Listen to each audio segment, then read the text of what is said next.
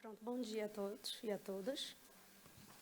Me chamo Fernanda, faço mestrado no Brasil em Políticas Sociais e Cidadania e fui a campo.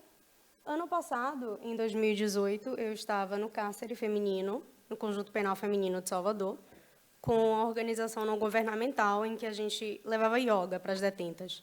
Nesse ano, no mês passado, eu fui para fazer entrevistas com as detentas, com as internas, e eu gostaria de falar um pouquinho de como foi a experiência. Como o tempo não é muito longo, eu vou trazer mesmo só a prática de como é que foi que aconteceu. Bom, a minha intenção é realizar uma escuta empática. Eu tenho 2 compromissos com elas. Eu vou escrever um livro de crônicas, porque eu sou cronista, escrevo para um site brasileiro, e o encargo científico é pegar algumas dessas histórias, comparar com os processos e ver se, de fato, houve um problema de má escuta, de uma comunicação violenta. Porque eu pergunto, a justiça ela é cega ou ela é surda? Há uma violência na comunicação, e especialmente na relação de segurança pública. Há um violento silenciamento dos mais vulneráveis. Bom, eu os convido a entrar no Conjunto Penal Feminino de Salvador comigo.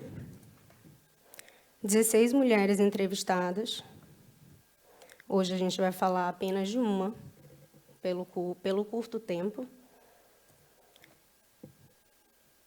O que acontece? Aqui a gente tem uma tabela. Dessa tabela, quero que vocês observem. Acho que não está dando para vocês lerem direito,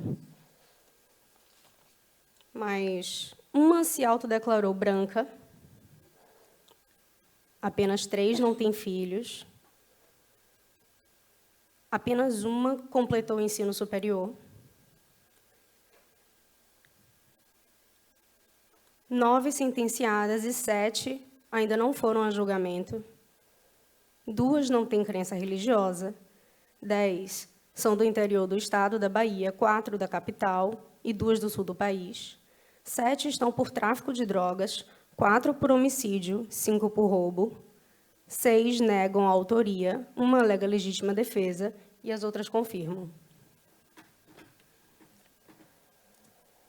Bom, para realizar as entrevistas, eu usei um pouquinho da comunicação não violenta, porque, como eu falo de comunicação e de diálogo, eu usei a parte que fala de escuta empática, que é ouvir sem julgamentos.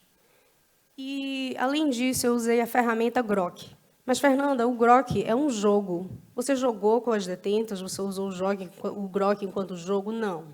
Eu usei o Grok apenas enquanto ferramenta. Como? O Grok ele vem com 75 cartas de sentimentos e 75 cartas de necessidades. Eu fotografei essas cartas em ordem alfabética e levei para que elas usassem enquanto ferramenta de auxílio. Então, sempre que eu perguntava como você se sente em relação a isso, qual é o seu sentimento, do que você precisa, qual é a sua necessidade, o que lhe falta, elas tinham essa ferramenta como auxílio. Por quê? Às vezes, elas não sabiam dar nome ao sentimento. Por exemplo, às vezes eu perguntava, como você se sente? Elas diziam, eu me sinto presa. Sendo que presa não é um sentimento, entende? É o estado em que ela está. As necessidades mais pontuadas foram essas. Alimento foi a mais pontuada. Elas reclamavam muito dos alimentos que recebiam.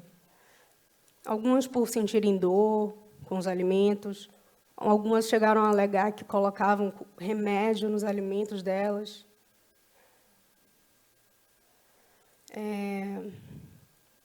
Uma grávida disse que sentia muita dor ao comer a comida do estabelecimento prisional, que não chegava a comer de manhã. Elas recebiam a janta às 3h30 da tarde. Liberdade, segurança, enfim, essas do lado de lá são as mais mencionadas e as amarelas aqui, as menos mencionadas, e algumas nem foram mencionadas, porque são 75 cartas, e assim por diante. Sentimentos. Tristeza foi o sentimento mais pontuado, saudade, medo. angustiada, ansiosa, preocupada, desesperada. Esses foram os mais mencionados pelas mulheres em situação de cárcere. Passando adiante, para a gente não perder muito tempo, o tempo é curto, eu gostaria apenas de contar aqui a história de Jéssica. Foram 16, e Jéssica, ela morava numa cidade do interior, comercializava bolos, frequentava a igreja, tem uma filha de 2 anos de idade, e o irmão de Jéssica vendia droga. E, segundo Jéssica, ele era dessa vida errada. Ele vivia fugindo da polícia. E todo mundo, toda a gente, dava conselho para ele se entregar, para ele não morrer.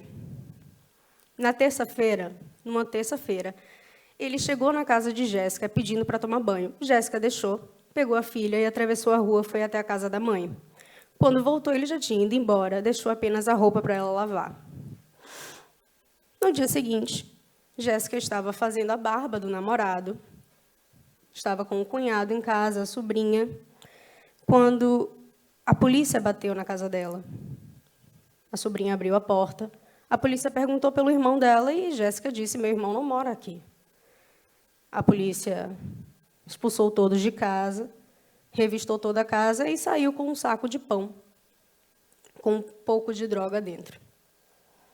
Quando o policial me mostrou, disse Jéssica, minha pressão baixou, fiquei tonta, porque eu nunca passei por uma situação daquela.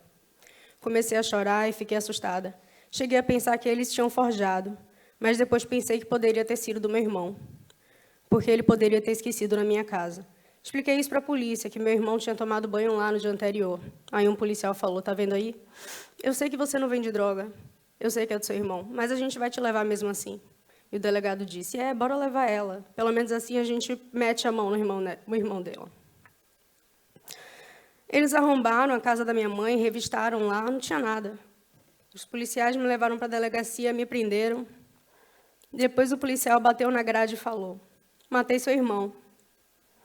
Seu irmão está morto. Eu não acreditei, porque não vi ninguém da minha família para me falar. E depois ainda ficaram debochando, falando que meu irmão estava todo furado. E eu não fui para o enterro, não o vi. O policial sabia que a droga não era minha, que eu não vendo droga. Todo mundo lá na cidade me conhece. Eu só errei em ter ficado com aquele menino só. Mas depois que eu fui para a delegacia, eu não quis mais ficar com ele. E aí voltei com o meu marido, que é quem cria minha filha.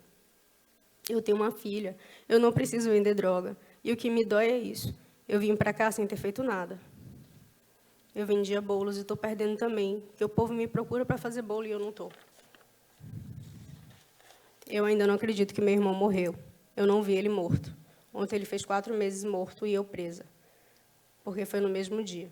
Aí eu fico pedindo a Deus para não me deixar ficar maluca nem depressiva. Pessoal, essa história é longa. Eu não sei se eu tenho tempo para contar ela toda. Não sei quanto tempo se passou. Eu percebi, no caso de Jéssica, eu nem cheguei a contar aqui outras coisas que eu coloquei no slide, outros detalhes de Jéssica, mas eu percebi que o que Jéssica mais chorava era pela falta do direito ao luto, era por não ter sido ouvida. Quando ela entrou para conversar comigo, ela falou assim: eu posso mesmo contar tudo? Posso falar com calma?